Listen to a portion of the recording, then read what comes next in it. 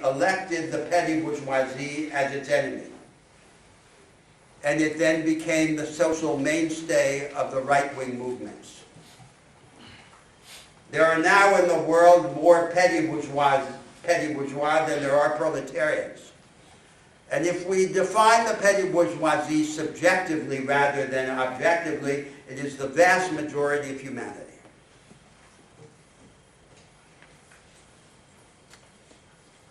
So the task is to meet this aspiration on its own terms and to provide it with a menu of institutional options that allows it to express its aspirations in forms that have more prospect of success, rather than to be confined to regressive, isolated, small family business.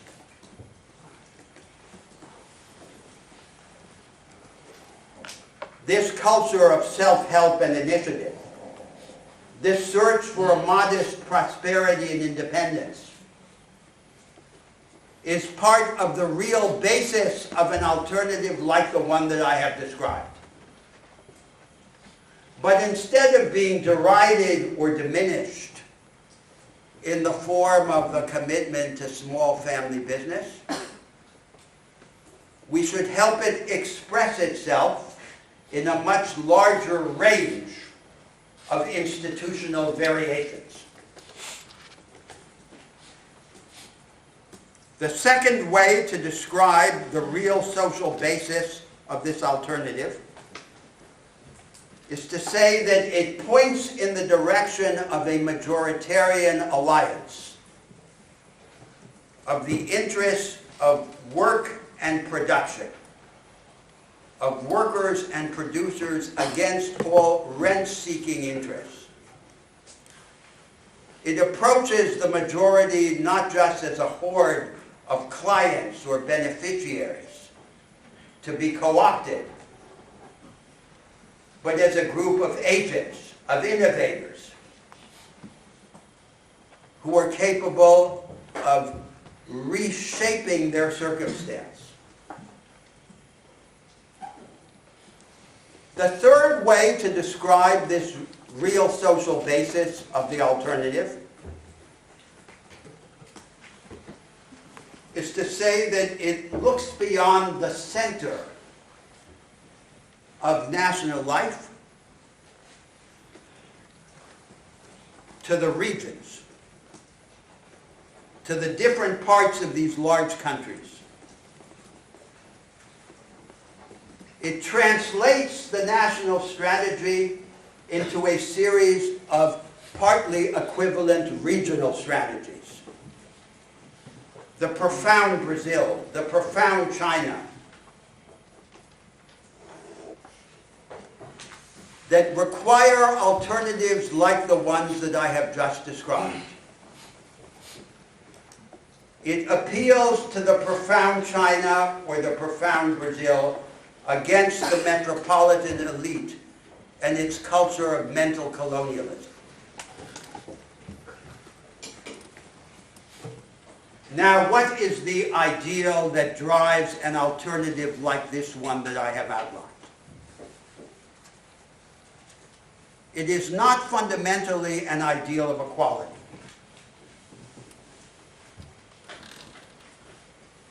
The historical objective of the progressives was always less to humanize society than it was to divinize humanity.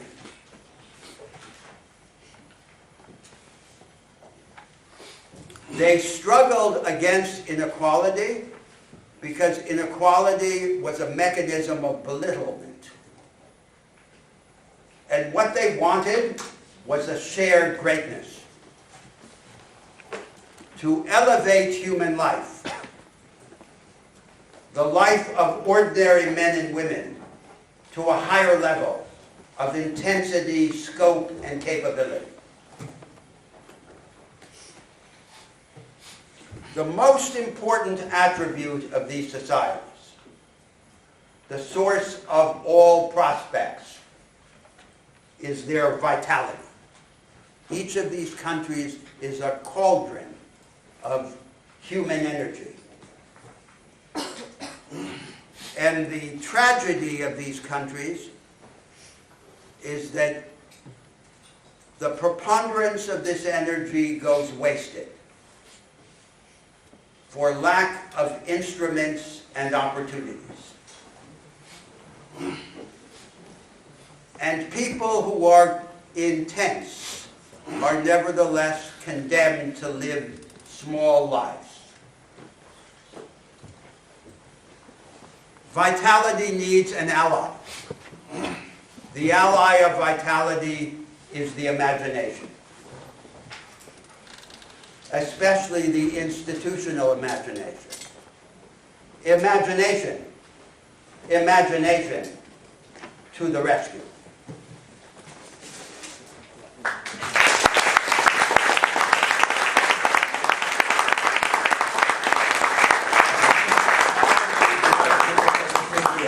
Give some summary and comments. After that, we will go to discussion. It is my great pleasure to serve as discussing with my old friend, Dr. Manuel Unger. And I thank Professor Wang Hui for his very nice introduction. He recalled history. Maybe 20 years ago, I published 2 articles discussing Professor Unger's idea and actually triggered a debate among Chinese intellectuals in the middle of the 1990s. Many of the students in this room were too young to remember it. But in the beginning, for the sake of some of the Chinese students here, maybe for the language problem may not be fully understand or command Professor Unger's lecture. I briefly summary in Chinese the main outline of his talk. I apologize for our international students who do not need this summary in Chinese.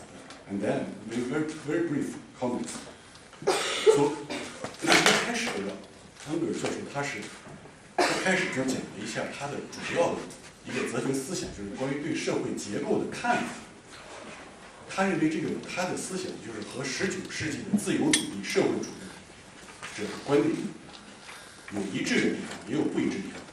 他和19世纪自由主义和社会主义观点一致之处，就是他都承认社会结构这个概念特别重要，而不是像现在的，比如说现在比较流行的社会民主主义者、社会民主党、像欧洲的，他们基本上用一种再分配的办法，就是用一些数量性的再分配，而不是对这个社会结构去进行改造，或者一些计量经济学都是用一些数量性的，而不涉及到社会结构这个关系上。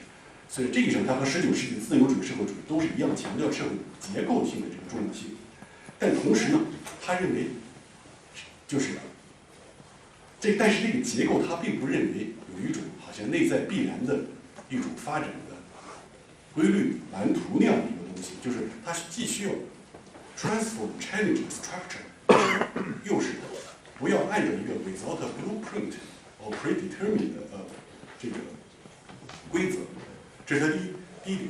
那么在这一上来说，他就是预测他后面讲的比较多的中国、巴西和美国的比较，他就讲了一下这个 supply side structural reform 的概念，在后面讲的更多，因为供给侧结构性改革其实也是中国这几年谈的很久，因为他认为如果从需求侧，只要从货币数量从钱上就可以在需求上用钱就可以，但是从供给侧却必须有结构。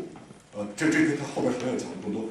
接着他点的第二点就是关于当前发展中国家面临着一个重大的悖论 dilemma。这个悖论就是说，发展经济学2战以后，它的一个最基本的观点就是发展经济学的最基本的就是说，从劳动生产力低的农业转向劳动生产力高的工业，这个工业化的过程。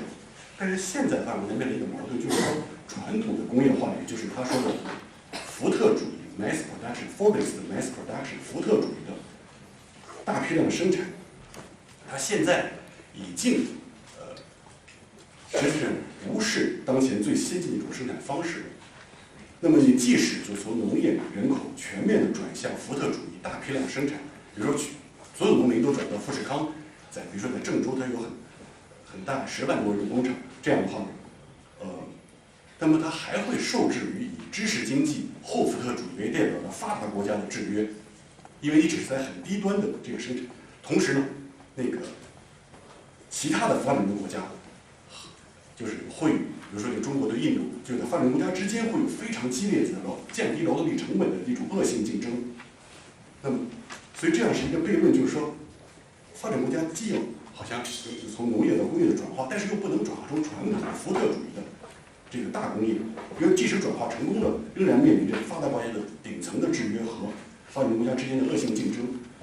同时，发达国家本身也遇到一个大问题，就是说，它的所谓后福特主义的先进的生产知识经济的方式，本身是一个孤岛，是一个 isolated， 就是比如说美国只有硅谷，对吧？但硅谷它不仅是一个一个先进的生产方式所在地，而且它实际它的生产关系，它的比如说信任的关系，它的财产和合同的形式都有不同，因为它非常强调合作，它对传统的知识产权都有很多打破，比如说硅谷里面。那么，所以它强调后福特主义的这个生产方式，在某种意义上是一种更高级的恢复到高级的那个，就是在福特主义大生产之前的跨法国家，因为手工业生产它的质量比较高，但它批量低，手工业。但是福特主义呢，它就是批量很大，但它质量比较低。那么先进的新的后福特主义知识经济，它的特点就是说，既可以大批量，但是又可以高质量，可以定做，按照消费者的需求。所以这种叫做后福特主义大生产呢，是一个当前就是人类就是最先进的生产方式。但是呢，它即使在发达国家，也还是处在一个孤岛的地位，没有把它就是传播到社会生活，就是广泛的领域。那么怎么克服这个dilemma？即使发展中国家面临这个悖论，也是发达国家本身这个先进生产方式被孤岛化的这个悖论呢？那么，他说的这个实际就是需要有这个建立它的所谓 inclusive vanguardism， 就是这种先进的生产方式，它叫先锋主义的吧？但是先锋主义它需要是 inclusive 的先锋主义，就是包容性的先锋主义。这是昨天他的中央党校的报告的主题，昨天他讲的可能更多一些。那么但他今天的特色就是他接着讲了一下，就是他马上转到就是美国、中国和巴西，各自就是为了实际上各自都没有充分的进行所谓供给侧结构改革，因为供给侧结构改革就是建立一种包容性的先锋主义，而他都有一些办法来逃避evasion就是他说美国、中国、巴西都在某种程度上逃避了供给性结构性改革，这个就是逃避的要面对建立这个 inclusive vanguardism 的一些特点。比如说美国它是怎么逃避呢？因为它是有一个大量的消费 mass consumption with regressive taxation， 就是说美国的消费是非常高，而且很大规模，而且很多普通人也有高消费，但同时它又和一种累退的这个税制，就是很不公平的累退税制结合。它怎么会变成这样？他认为是因为原来美国多少有一点，就是从那个所谓 poverty owning， 就是每人有一点财产的那种社会，被变成了一种大量的依赖消费者信贷和就是从那个 poverty owning replaced by credit and debt， 就是大量的这个消费，大量的靠借贷，因此美国实际上并没有形成一个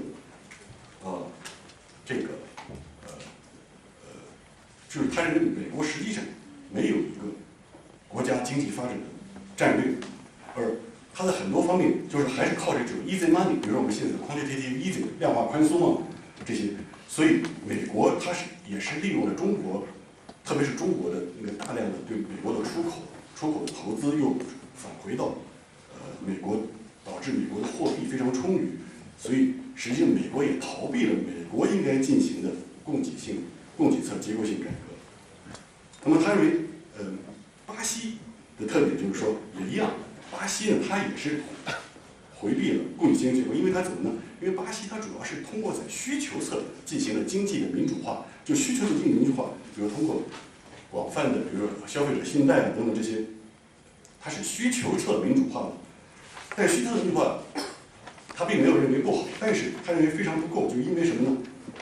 因为需求民主化只要用钱就可以，而供给侧民主化却需要进行制度创新、制度改革。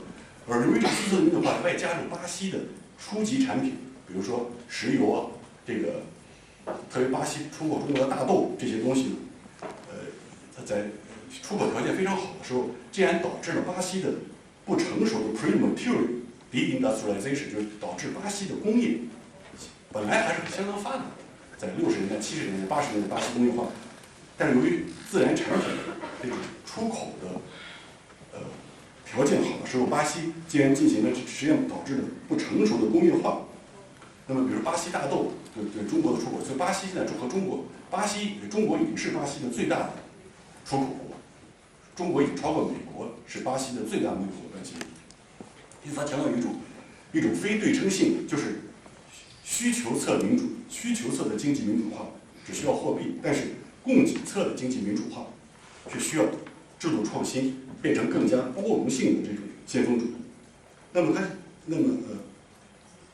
么中国他认为也是有这个问题，就是说有大量的以出口导向的，特别是在它叫 belated folding， 就是在晚期福特主义的这个，就甚至福特主义的后进者的这种，比如说富士康说郑州一个工厂10万人，那个这个以晚期福特主义为出口为导向的这样一种。然后，所以，但是他也注意到，中国其实几年前也提出要那个说发展内需、扩大内需 ，deepening market in China。他认为这个 deepening market in China 就是实际上是需要一个供给性结构改革。那么这个实际上很难，它需要思想和社会力量的很多东西的那种辩证的结合。那么由于他认为就中国就是他。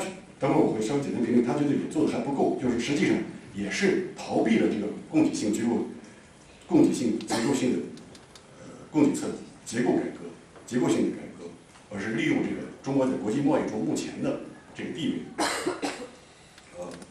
所以他就涉及到一个，他认为现在巴西、中国什么，他本来他应该是作为发展中的大国，应该挑战当前的国际秩序，但是中国和巴西呢，还有很多其他发展中大国都简单的希望在当前的国际秩序中获得一个比较有利的位置，但他实际上认为应该挑战。你比如说，他认为 WTO 的规则里面就是所谓反补贴，但在反补贴里面，实际上把很多重要的制度创新这些国家里面，他都用反补贴给反掉了。因为这个制度创新，他现在讲的需要政府和企业的新型的合作关系等等。那么 WTO 的原则都是，所以他意思说你是要改变 WTO 的规则，而不是说在这个规则之内给中国、巴西争得一个比较好的位置。那么但他认为这种就是主流的思想非常流行，就是基本上认为市场经济、民主都有一种唯一的形式。在这个情况下呢，就是对那个一些严重的不平等这些，做一些小的修补，做一些再分配、税收做一些调节，而不是对基本制度进行重大的根本性的改革。所以他认为为了反对这种 dogma 这个 orthodox， 这个 heresy 也需要一个，就是那个 heresy 就是一种反对这个异教异端的，但异端它是有一定的普遍性的一种原则的，他要思考出来。当然各个国家他认为中国、巴西什么都会不一样，但是他一些基本原则，所以他提出经济、教育、民主、政治这3个方面，就是经济方面，然后它是教育，然后是民主政治的第3个连在一起。经济方面，他们这个就是挑战这种主流的这种新自由主义的，它有3个方面，一个是叫包容性的，刚才有包容性的先锋主义，它进一步展开了。然后第2个就是劳资关系上的创新，第3个就是在经济方面，它是关于金融对实体经济的服务。那么我简单说解释它在经济方面这3个内容，就是一个是包容性的先锋主义，他刚才已经强调了，就是指的这种最先进像硅谷这样，不是只在硅谷、加利福尼亚的一个地方，比如说不只在深圳或者只在中关村，他把这种在这里面形成的新的社会关系，而不仅是一个生产关系，怎么能够推广扩展全社会？那么他认为这需要至少有3点的原则上，就是一个是第一个，它 3 step， 第一个 step 是 extended 的这个，就是把一些比如说信贷像中小企业更容易的得到，还有这样一些这样的几个措施。第一步，那第二步就是政府和企业和企业之间都有新型的关系，包括企业之间的既竞争又合作的关系。那么第3步呢，就是说在财产和合同方面有创新，因为实际上在比如说在硅谷也好，中关村也好，它这个就是 property 和 contract 已经不是它强调的不是说 property is property，contract is contract， 就是说财产就是很多人以为就是一说财产就没有第二句话了。实际上财产的组织形式有很多种不同的，那么合同的组织形式有很多不同。那么就是在财产和合同的形式上有这个创新，为了建立一种包容性的先锋主义，他说至少需要有这3个步骤。那么第二个方面，在经济方面，这经济是纲领大的。第二个方面是劳资关系。这个劳资关系呢，他特别强调就是说，这个当前的世界实际上出现一个叫 New Putting Out System。New Putting Out System 就是马克思以前在《资本论》里边说到的，就是叫做那个就是在大工厂生产出现之前，就是很多人到一些家里边去外包一些生产，最后就是《资本论》里边讨论那个。那么现在这是在大工业整个工厂之前。那么现在他认为有一个新的 New Putting Out System。那么就是，但是这个地方的这个劳动者，就是很多现在就是很多是分散的劳动，比如说分散的供货商啊等等这些，但是很多临时工啊或者什么这个派遣工人啊这些，那么他们待遇其实很差。所以他首先第一个就是说保护这个劳动者待遇方面，他认为首先2方面，一个是劳动者本身的组织性和他的法律的保证之间的关系，就是说劳动者本身有更强的组织性，他所需要的法律保证就会相对小。但是在需要法律保证本身的方面，他强调这个保证劳动保证方面必须有所谓 price neutrality， 就是说，比如说你2个人做同样的工作，你就应该有同样的报酬，而不是说因为你这个工作是一个劳动派遣工，你就不那个。那么他在这个方面，他实际上就是说也要在制度上创新，这也属于供给侧结构性改革、劳资关系方面。那么经济方面，第3个方面是金融对实体经济的服务。他比如说他这没有展开太多，但他比如他举例就是说 venture capital， 目前所谓风险投资，在西方在美国也是很小部分，投资中的很小一部分是风险投资。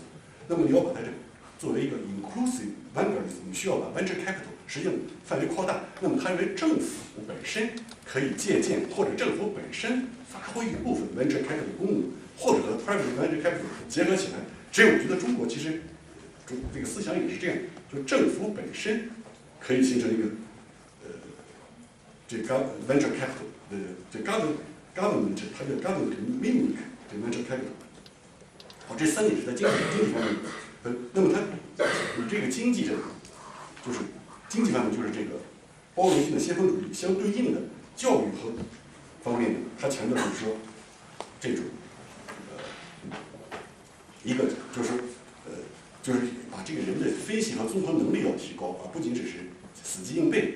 同时呢，如果你要一个人让他能够，比如说不是一辈子只干一件工作，在这个后福特主义里面，他如果中途换工作的话，他有一些基本的保障。这里也可以包括基本收入，就是最低限度的基本收入，无论你有没有工作。因为现在就是你有工作你就没有失业保障，但是如果没有工作才有失业保障。但是在所谓全民基本收入的情况下，你没有工作。你有工作，你也有基本收入，但是当然都是一个很最低限度。那么有了这个基本保障，其实人更容易换。比如说在 mid career， 在中年的时候还可以换工作。比如说这样，因为他强调一种课应该培养学生的创造性，说任何一门课的内容都要从相反的理论观点来至少教2次，就是说这2门课要从相反的理论观点来教同一门课，要这样就。那还有一些具体的，那么它最终点就是说，关于民主政治，就是和这个相对应的，他认为现在西方的主体的民主还都是这个所谓 weak democracy， 或者它叫低能量的、低温度的民主。这些低能量的民主不足以挑战现在的基本结构，他认为需要改变基本结构，挑战基本结构。但是挑战结构的时候，并不是你有一个预先给定的必然的那种按照一种预先可定必然的模式挑，但是需要挑战。但是他认为现在目前的西方民主呢，都还是 weak 很 weak， 它不足以挑战这个结构实际的是。那么所以他希望有一种高能量的民主，比如他们也举例，但我可能也举个例子，比如说美国现在它是没有全民公决的，美国全国范围内没有全民公决，它一个州可以，加利福尼亚，比如说可以有全民公决，但是比如说美国国会辩论医疗保险达成一种僵局以后，它就没有办法，就是因为它没有一个全国范围的全民公投的机制。那么这些假设，如果假设有，它可能是它的一个，就是，当然还有就是它就是这个具体的，它是只是一个原则，具体各个国家不一样。那么这个具体每个国家怎么建立这个高能民主，那我们需要具体来探讨。但它的原则就是说，我刚才举例就是说，什么是它的高能民主的这个意思。那么最后他就说，什么样的就是他所说的经济、教育和政治、民主这方面的结构性，实际上是供给性、结构性改革的社会基础 ，What is the social basis or the agency for this reform？ 那么，他认为至少可以从3个方面来看这个社会基础或者 agency。这3个方面，他认为是基本等价的。一个是就是说，绝大多数的工人阶，他就说绝大多数 working class，majority of working class expectation and interest， 这个大批他就是工人阶级的绝大多数工人阶级呢，他认为这个。他们的期待和利益，实际上，这绝大多数工人阶级，实际上他的期待和利益其实是又是小资产阶级式的，因为他们需要一个独立的，他们又需要一个小康，他有一种 modest prosperity， 实际上是小康，同时他又需要一个独立，所以在小资产阶级这种理想中的西方的历史和其他国家很多历史，就是小资产阶级往往就和一个家庭作坊啊，一个家庭工业、家庭 small family business 连在一起。但他认为这个新时代的这个小资产阶级，但是小资产他认为已经是人类的主体，就是很多人都是，就所谓工人阶级，他的心态是想作为一种，不是说他是心态实际上是一个小资产阶级的，已经是人类的绝大多数。那么我们不是，但是不是一定要回到，就不应该回到就是19世纪更早的小资产阶级那种 small holder 或者一个仅仅是一个 family business， 而是要在一个新的条件下。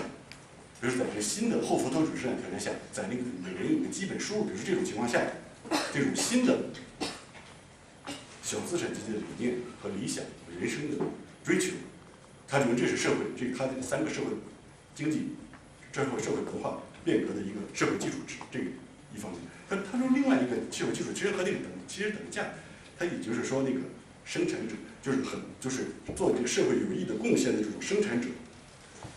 之间的一种联盟，against rent seeking， 就是 against 纯粹寻租实力阶层的。那么这个其实他认为和那个小资产阶级是等价的一种表达。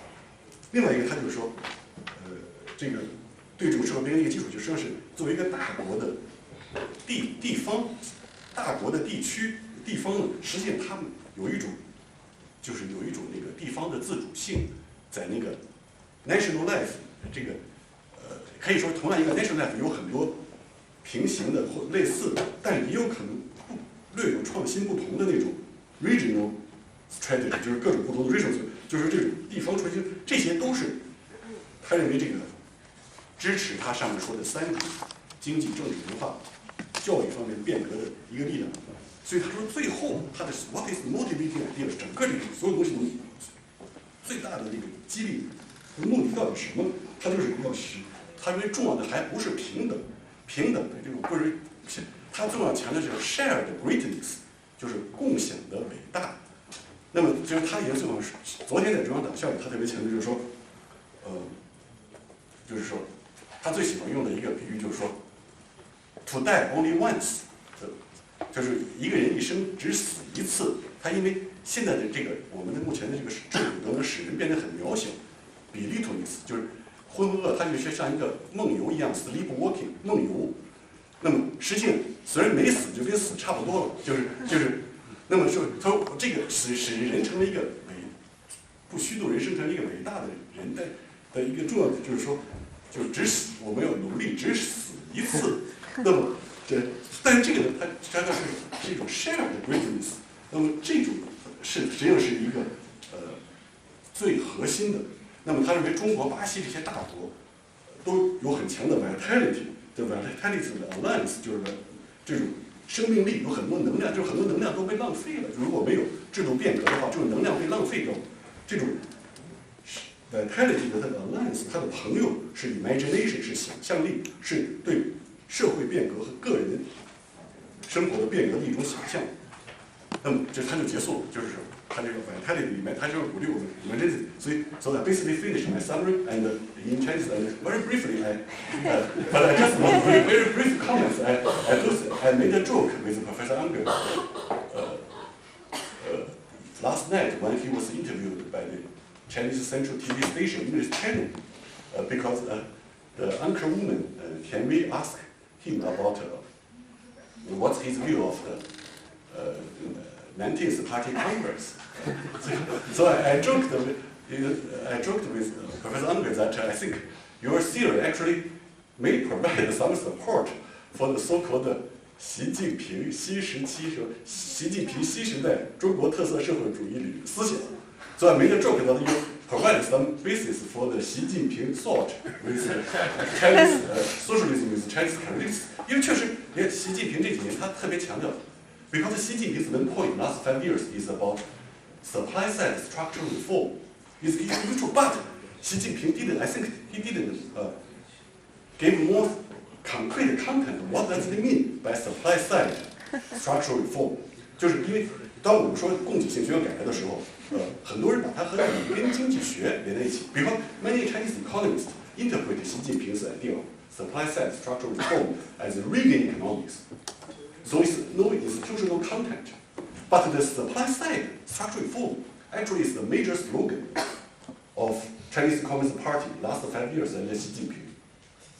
This 我觉得是真的，这个比较好玩，这个确实有，但是我们并没有对 what is supply side structural reform， 我们对没有解释特别清楚，就至少没有特别到底什么意思，很多争论，很多人就是里根，那么这里根这个理论就完全没有制度性创新的内容，And also this your idea about inclusive vanguard is also very much consistent with Xi Jinping's emphasis, right? The so-called 共同富裕啊，等 this so I do hope that maybe I hope because that 因为 Professor I should mention that Professor also when he was Minister of Foreign Strategic Affairs in Brazil, he led the Brazilian government delegation to have official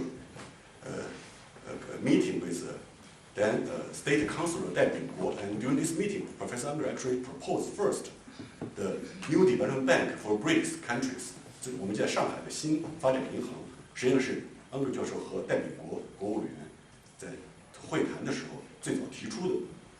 So I do hope your idea will have more forceful influence in the Chinese policy making in the near future. Thank you.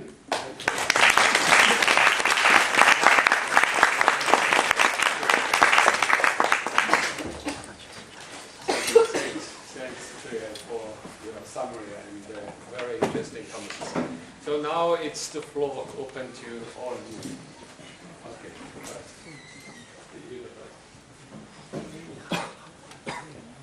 Thank you, Professor Unger. I have two questions. The first is about the democratizing of the market on the supply side rather than the demand side. But I think in this game, it's not the small or medium scale of business people that win this game, but the big companies who set the platform. I think the most prominent example in here, China, is the Alibaba. And I think even the governments focus on the supply side, but those big companies will also will just focus on the demand side, but the stimulate of the demand of the small scale business people instead. And the second question is about the role of the local governments. But wait, first, so what then is the what is the first question? What is the central point? Because I think when the government tend to focus on the supply side, Yeah. Those big companies like Alibaba will just stimulate the demands of the small-scale business people. So I think it's not a distinction between the demand and supply, because Alibaba wins the most. It's not those small scales of business people. That's the first. Alibaba is a Jack Ma company. Yes, yes, yes. So the knowledge economy, Yeah. in its present form in the world, is mainly identified with these vast enterprises, rather than with the multitude of small and medium-sized firms. These mega firms have disproportionately benefited from the advanced practice of production, and they have been complicit in the confinement of the advanced practice to these narrow vanguards. Now, it's true that in the particular example that you select, that firm, because it's a firm that operates in e-commerce, deals with the demand side as well as the supply side. But this is a superficial connection between supply and demand. I would present the question in a different way. The fundamental cause of economic instability and crisis is that there is no automatic convergence between breakthroughs on the supply side of the economy and breakthroughs on the demand side.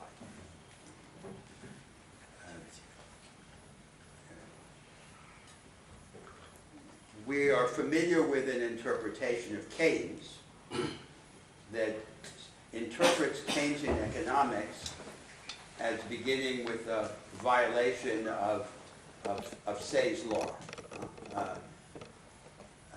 Supply fails to create its own demand. Keynes deals with a special case of the imbalance between supply and demand. But the problem is much more general than the one that is represented in Keynes's economics. The problem is that economic growth requires successive breakthroughs on both the demand side and the supply side of the economy.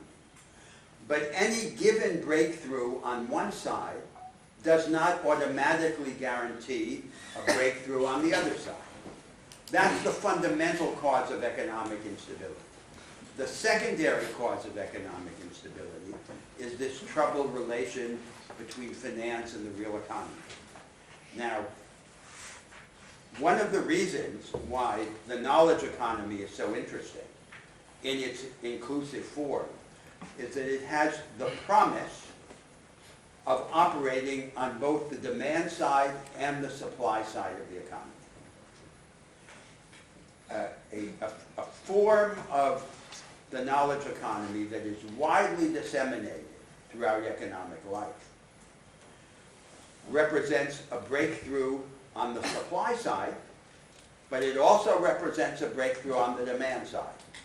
It represents a breakthrough on the demand side because it engages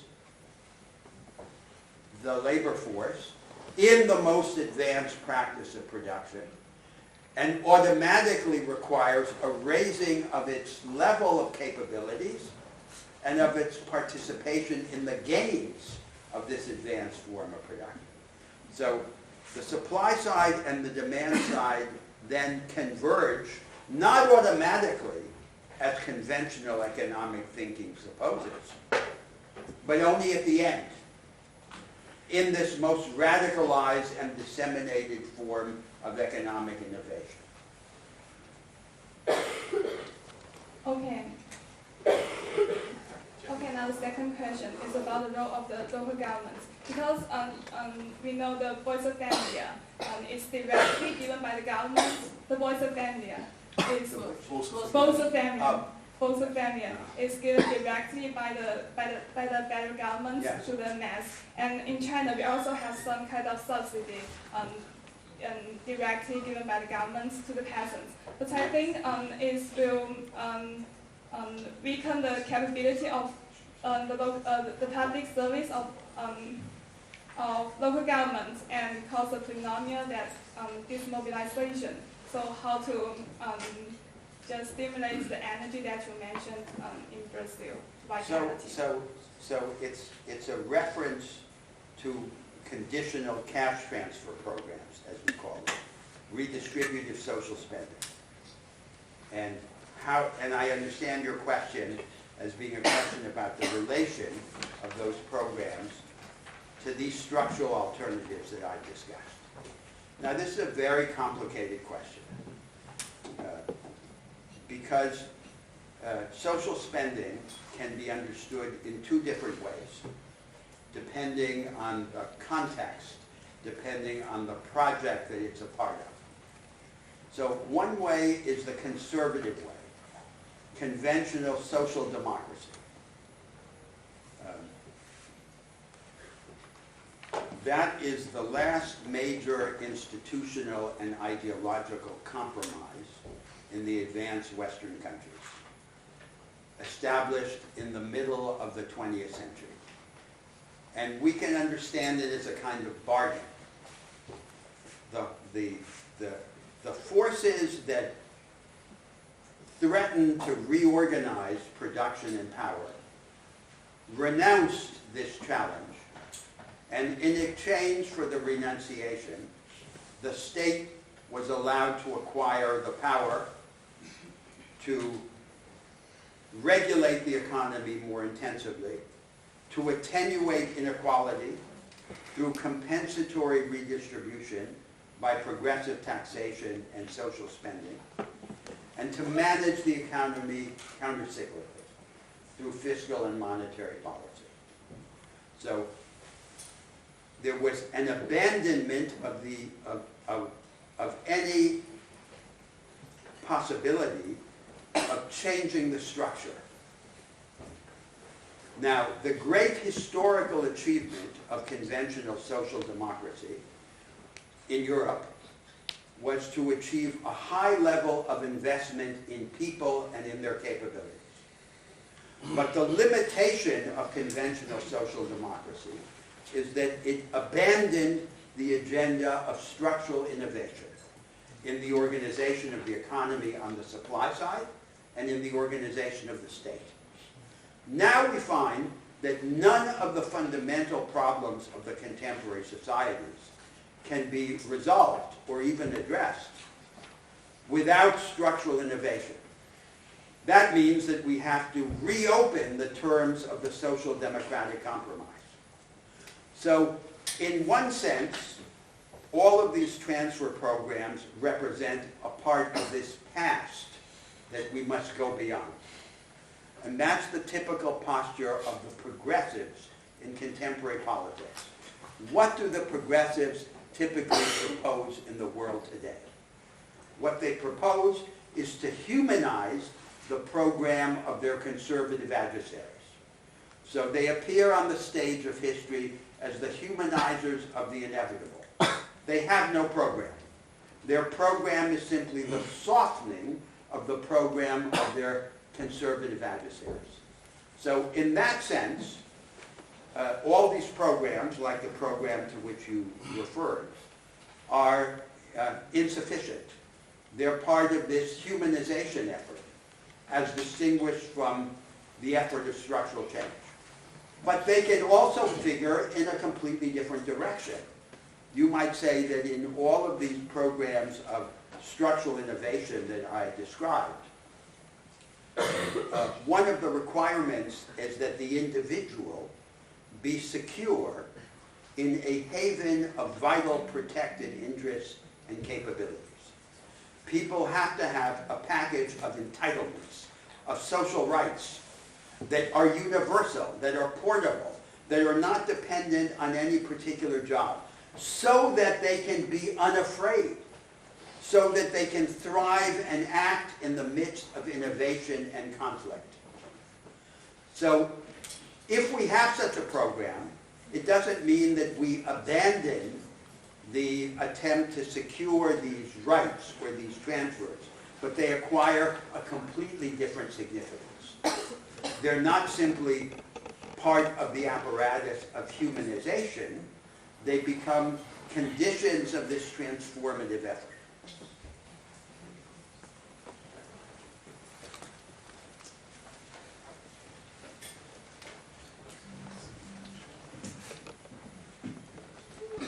Thank you very much for the presentation. I think it's very important, especially for the emerging economies, developing countries.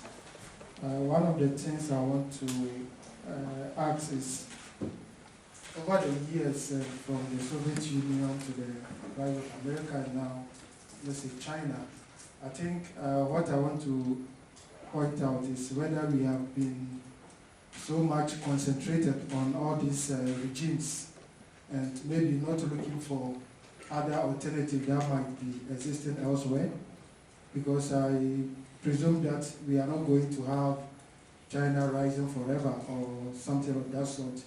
If we go to that concentrated regimes and it collapses, then we all come back to nothing, and we now in search of what is happening in the West now. And my second point would be, you propose the humanization and the alternatives. And in trying to do that, you may face two challenges. First, the challenge with the superpowers and those who control much of capital and all that. And also, you also face a challenge with the lower class who may not also kind of understand what you are trying to bring out.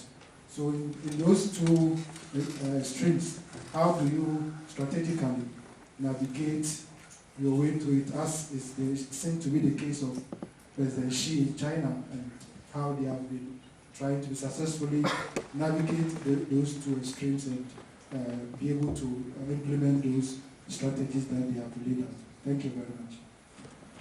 Well, so on your first point, there is no country in the world, there is no model to which we can look and say, that's the wave of the future. So I focused in my argument this afternoon on this problem of the insular form of the knowledge economy. And I said, there is no country in the world today that gives the example of an inclusive form of the knowledge economy.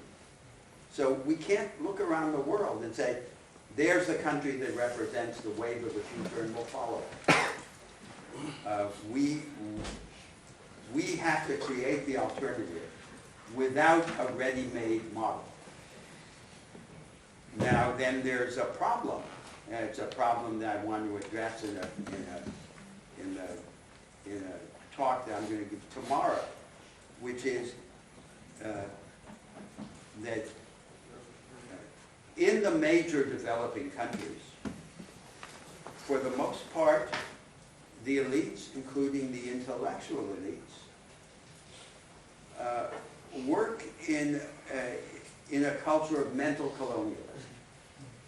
So they represent the currents of thought that are established in the rich countries. And the intelligentsia in these developing countries, in my country, in Brazil, is divided between two main factions. So one faction is a fossilized Marxism. They cut Marxism in half. They threw out the good part, which is the transformative aspiration, and they kept the bad part, which is the historical fatalism. That's half of intellectual life. And the other half of intellectual life is the imitation of American-style social science, especially economics, understood and practiced as the rationalization of the established institutions. So these two factions pretend to be enemies of each other, the fossilized Marxists and the second-hand American social science, but in fact they're allies. And they're allies in the disarmament of the transformative will and the transformative imagination. So the rich countries are for the most part complacent. They don't believe they need to find structural alternatives. The rest of the world is seething and searching and restless under the dictatorship of no alternatives. But where are the ideas? because the ideas are controlled by these intellectual elites that are bent under the yoke of the mental colonialism, and that are divided between these two factions. So where there is the provocation of experience to find alternatives, the ideas are absent. And in the rich countries where there's the elaborate academic culture, there's prostration. So this is the situation that we have in the world, and we have to attack it. And the attack can't be simply at the philosophical level. The attack has to be in each field. In law, in economics, in every form of social science, systematically. The dominant spirit of the established social science and of the fossilized Marxism is what in the history of philosophy we call right-wing Hegelianism. The real is rational. That's the dominant spirit. And that spirit has to be attacked head on. That's the basis of all enlightenment. The basis of all enlightenment is to understand the connection between insight into the actual and imagination of the adjacent possible. We don't have insight in this academic culture. We have mystification. To understand the phenomenon is to grasp what it can become. A form of social thought that is rationalizing is simply mystification. So that's on your first question. Now, on your second question, I claim that there is already a real social basis for these alternatives. And I describe this basis in 3 alternative forms. I believe that the real constituency, the agent, is already present in the historical circumstance. What we don't have is the translation of the aspirations and interests of this real agent into a project of power and a program of ideas. And that's our work. Next question.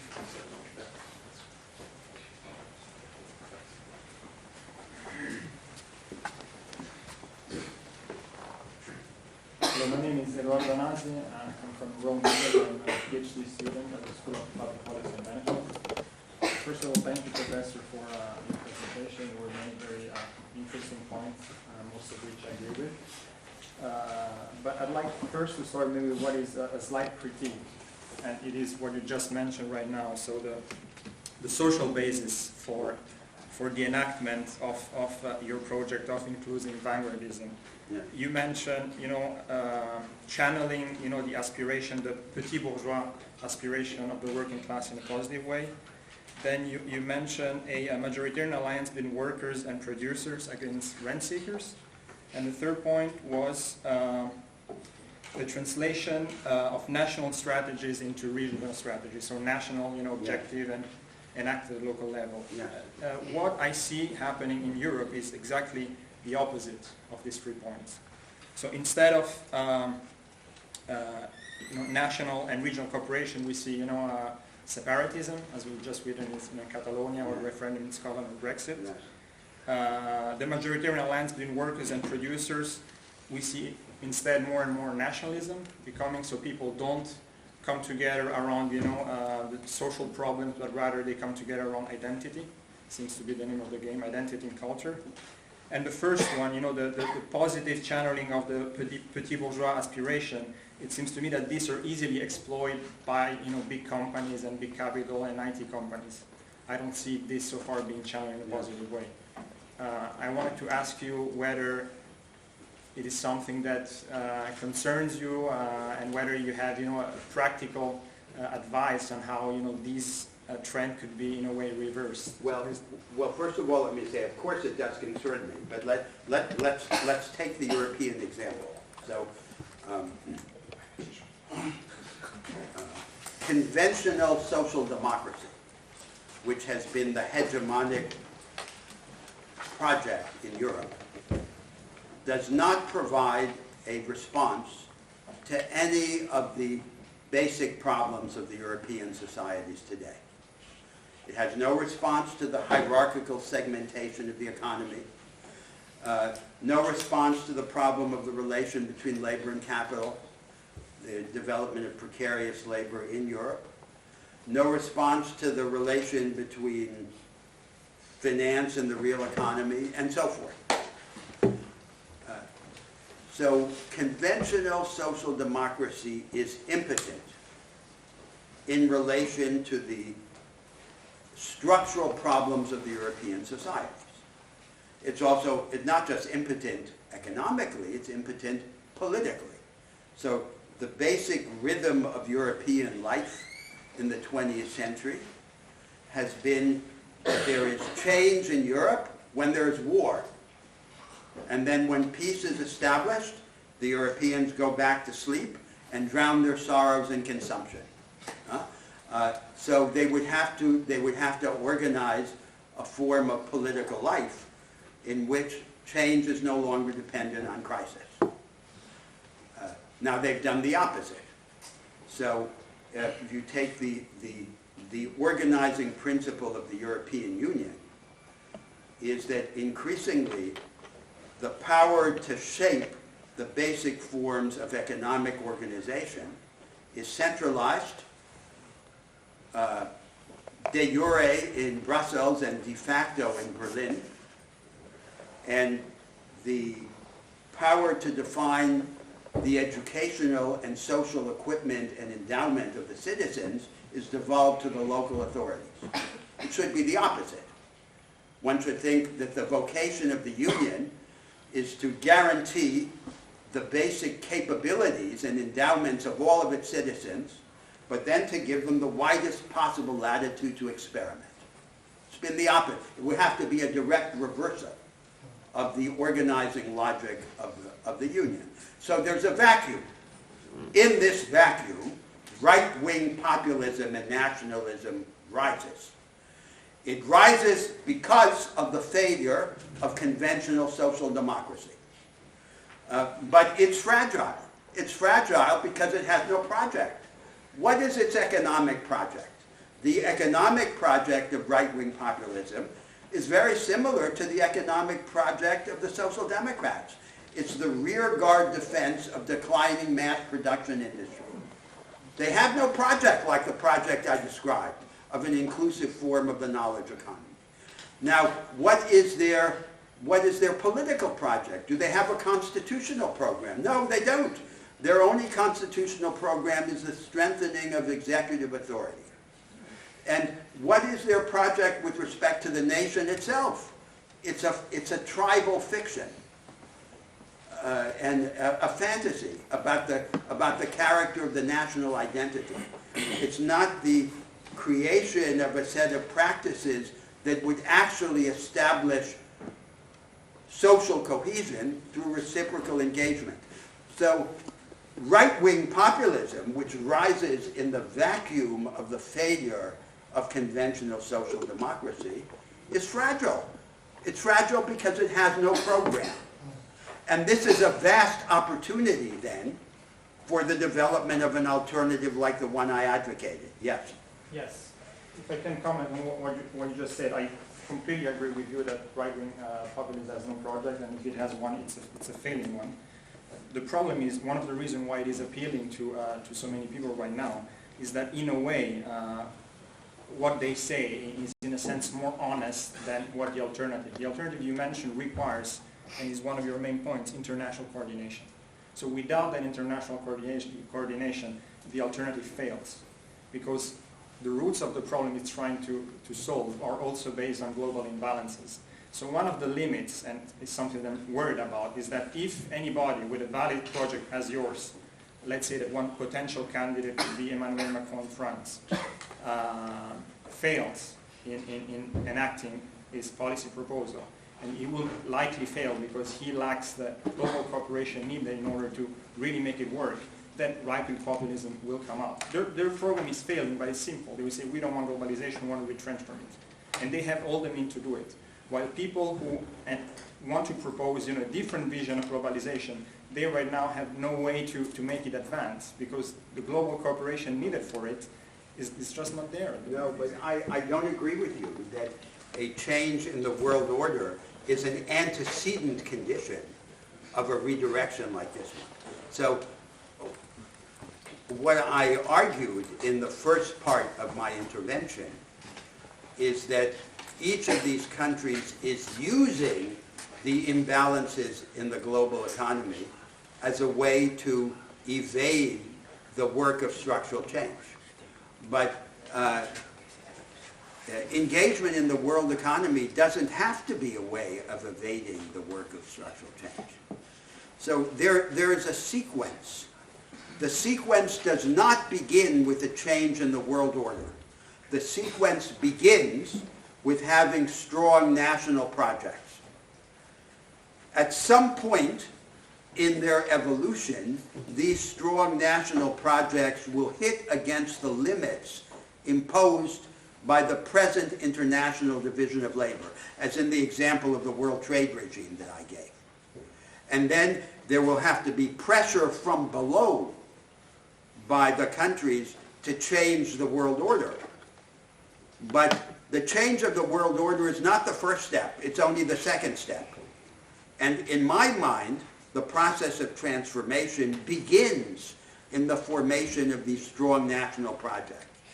They do not need, in order to begin, to have this change in the world order as a prior condition.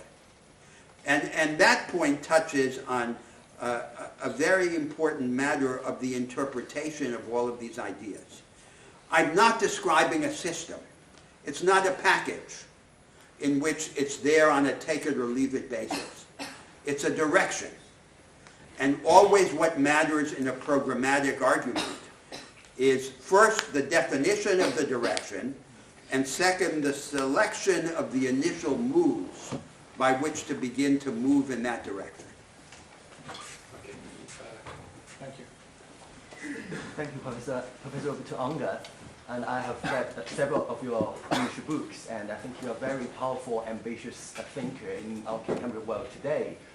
Today, we really need to reinterpret the whole intellectual history of the humanity to create the new thoughts and imagination to transcend the current world political economic order. Because in the past 40 years, the dominant political philosophy of the West has been that of the economic school of Chicago boys at Chicago University of Chicago, Hayek and Friedman. These economic thinkers, and in alliance with the politicians such as Deng Xiaoping in China and Margaret Thatcher in Britain and Reagan in America, they have created the global neoliberal dominance and hegemony, which has the liberalization and radical privatization and the marketization has made our whole world live under the dictatorship of new liberal ideas. In China, our university, our media circle, and our academic circle, and a lot of other areas have been living under the... What's your question? So how can we today go beyond the new liberal dictatorship and to have the real critical thoughts today? Thank you. Well, that was the object of my argument, to show that there is an alternative. And I think that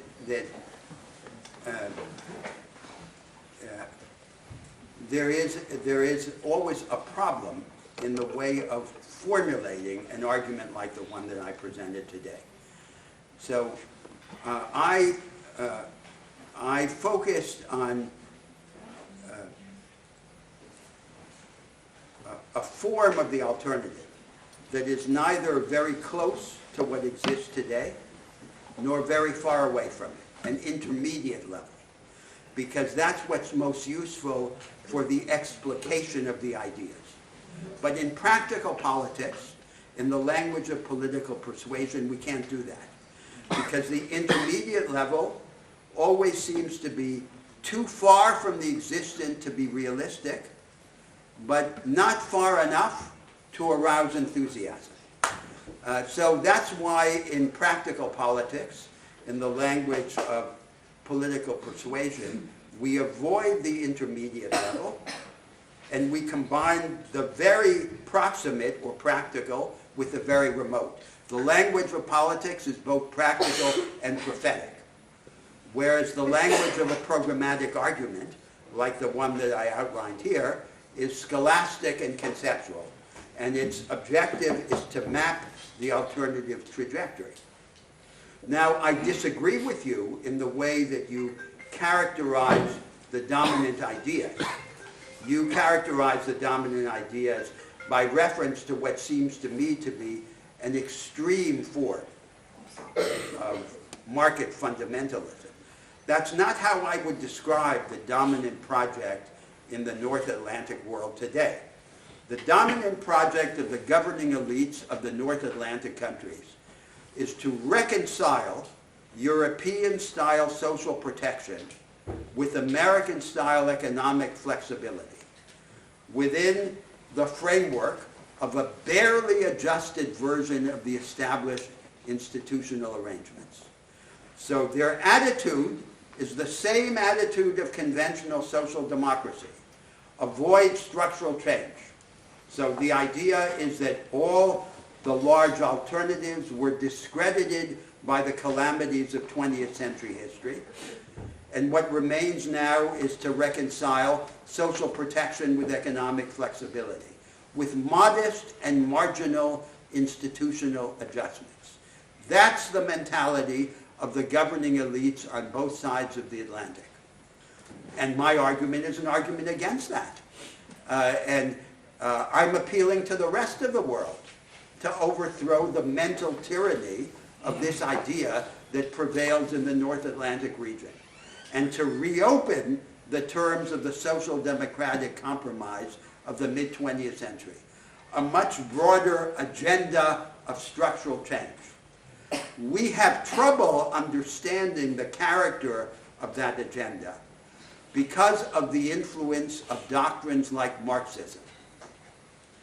The premise of classical European social theory, as in Marxism, is that there are these systems. There are these predetermined systems, like capitalism and socialism. And therefore, all politics must consist in one of two forms. Either it must be the reformist management of one system, or it must be the revolutionary substitution of a whole system for another system. But that's not how structural change happens in history. There are no such systems. There are no indivisible systems. There is no closed menu of regimes waiting to be actualized in history. Real structural change in history is fragmentary and piecemeal, but can nevertheless become revolutionary in its outcome if it persists in a certain direction. Today, the idea of revolutionary substitution of one system for another is used mainly as an alibi for its opposite.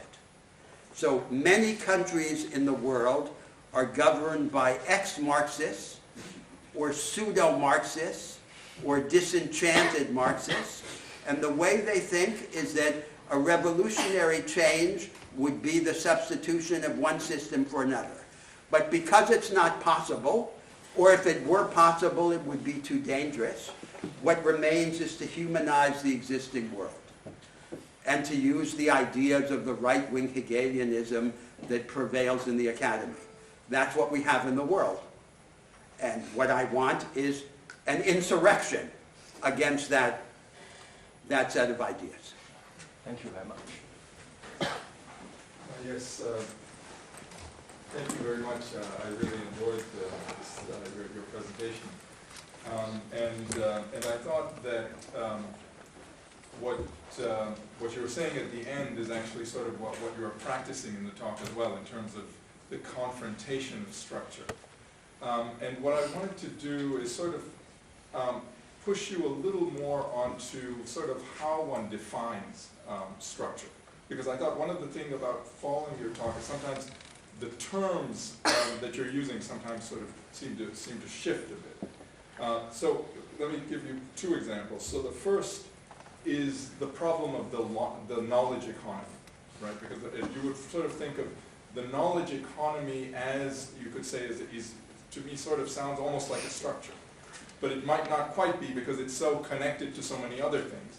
And because of that, the knowledge economy, as it exists now, I think would be very different from how it would exist in the ideal society that you mapped out.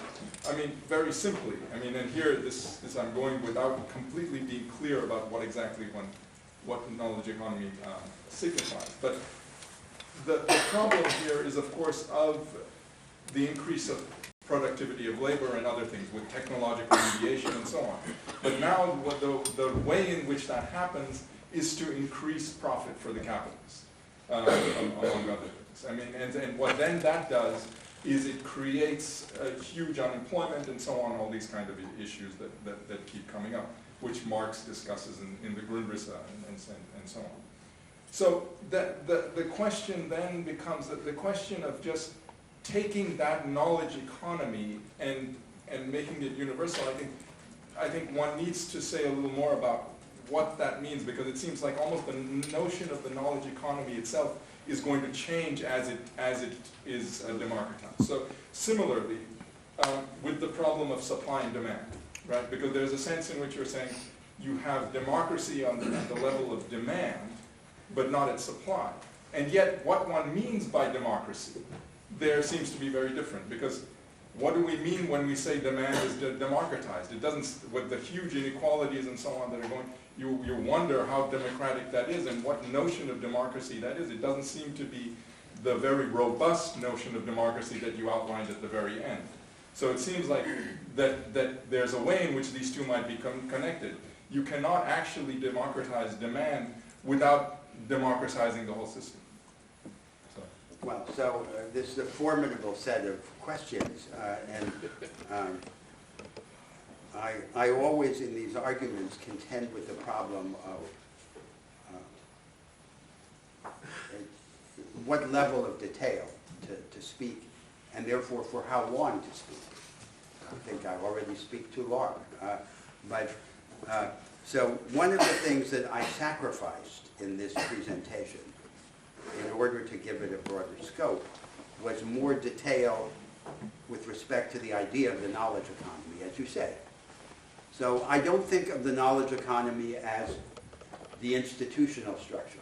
The knowledge economy is a practice of production. In every historical period, there is a most advanced practice of production. Adam Smith and Karl Marx understood that the best way to study the fundamentals of economic life is to do it by studying the most advanced practice of production. In their day, it was mechanized manufacturing that became industrial mass production, and now it's the knowledge economy. So we know the knowledge economy only in the superficial form that it takes now in these insular vanguards, these fringes. And we identify it, for example, with the high technology industry. But that's not what it is. It's a form of production with a whole set of characteristics. For example, it combines the destandardization of products and services with production at large scale. It combines radical decentralization of initiative with the maintenance of coordination and momentum. So it's like a guerrilla operation as opposed to a conventional infantry battalion. And it has a set of deeper characteristics. It has the promise of relaxing or even reversing the constraint of diminishing returns. It approximates the practice of production to the practice of scientific discovery. And it therefore has the potential of radically changing the relation of the worker to the machine. We begin to think that machines are to do everything that we've learned how to repeat, so that we can reserve our time for the not yet repeatable. And it requires a change in the moral culture of production. It demands a much higher level of discretion and trust on the part of all participants in the process of production than industrial mass production did. And therefore, a change in the moral presuppositions of productive activity, an accumulation of social capital, and a heightening of trust and discretion. That would be the radicalized and disseminated form of the knowledge economy, the most productive practice today. Now, then, the structure is the institutional and ideological framework of our routinized activity. So let's think of the idea of the structure in the most general terms. We can distinguish our activities into two classes. There are the moves that we make within a framework of arrangements and assumptions that we take for granted. And then there are the exceptional moves by which, from time to time, typically under the provocation of crisis, we challenge and change pieces of this framework. Now, what should we want? What we should want is to diminish the distance between the routinized moves that we make within a framework and the exceptional moves by which we change the framework. We should want to be able to challenge and change the framework continuously as an extension of our ordinary activity. That makes us freer and more powerful. Then we don't need crisis as the condition of change. Then we become the masters of the structure. Then we enhance what is our fundamental economic and political ideal, which is agency, the capacity to act, and to not be the victims of fate. That's the basic idea. And all of these economic and political alternatives that I described represent different ways of disentrenching the structure. They are, as it were, structure revising structures. They are structures created in such a way as to lend themselves to our mastery over them. They cease to be fate. And that then, in philosophical terms, is the common element.